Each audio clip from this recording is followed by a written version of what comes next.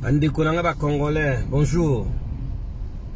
Naye Lissous Lelo par rapport na compte rendu au Conseil supérieur de la défense au Salamaki avant-hier au Jean-Pierre Bemba après ça qui compte rendu à la place de Monsieur Mouyaya. Bande Konanga ngai bon ba vidéo en ça se coupe trop vite voilà makambo toninga koloba au moins on le mingi TP et katani ba WhatsApp ezo zo 5 minutes seulement. Je serai trop bref. Bon, Jean-Pierre Bemba lobby pour na makambo ya kolever moratoire pour na force de sécurité et de la défense armée na police. Na kozala trop pressé. Bino moko boyebi que politiciens wana bazana devoir de redevabilité envers le Rwandais et les Ougandais. Bango moko baza ko s'exclure, baza ko sala auto-exclusion ya politiciens pour bazala concerner na mesure wana te. Bande konanga iba officier subalterne.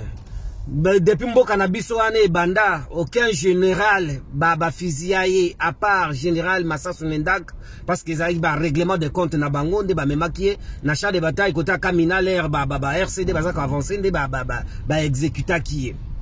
Donc ngai mesure Jean-Pierre Bemba bazozwa lelo c'est pour fragiliser encore notre armée. Officier subalterne loi wana ezo concerné bino bien mesure wana ezo concerné bino ya lever à moratoire wana.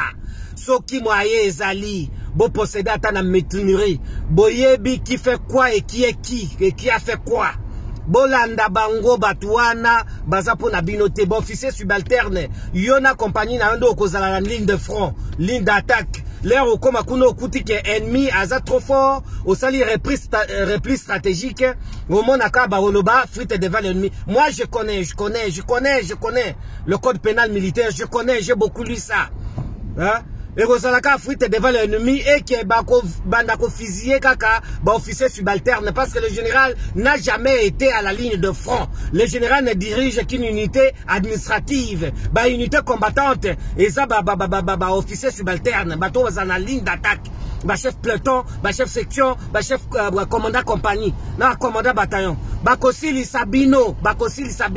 Il y aura aucun général qui sera exécuté na haute trahison wana po bakokanga bangote. D'abord le grade de général, c'est un grade à caractère politique. Officier subalterne, mesure wana ezo concerné bino. Bozala bofongola miso. Boyebi Bemba n'a pas de pitié.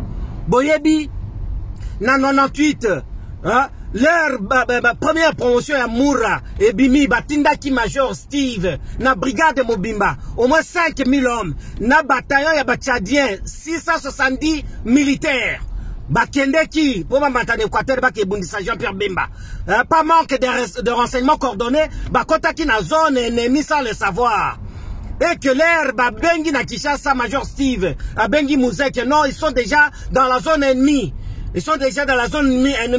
Mouzé a dit parler à Papa Jano Bemba pour benga Jean-Pierre Bemba pour boma batouana te boma bango te bakanga bango comme prisonnier de guerre. Et c'est ça même que recommande la loi internationale de la guerre, hein?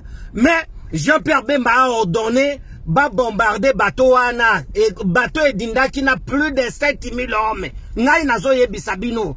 J'en connais quelque chose dans ma Kamouana, Bakosili Sabo officier subalterne, pour nous fragiliser encore plus notre armée. Officier subalterne, Bozala Mayele.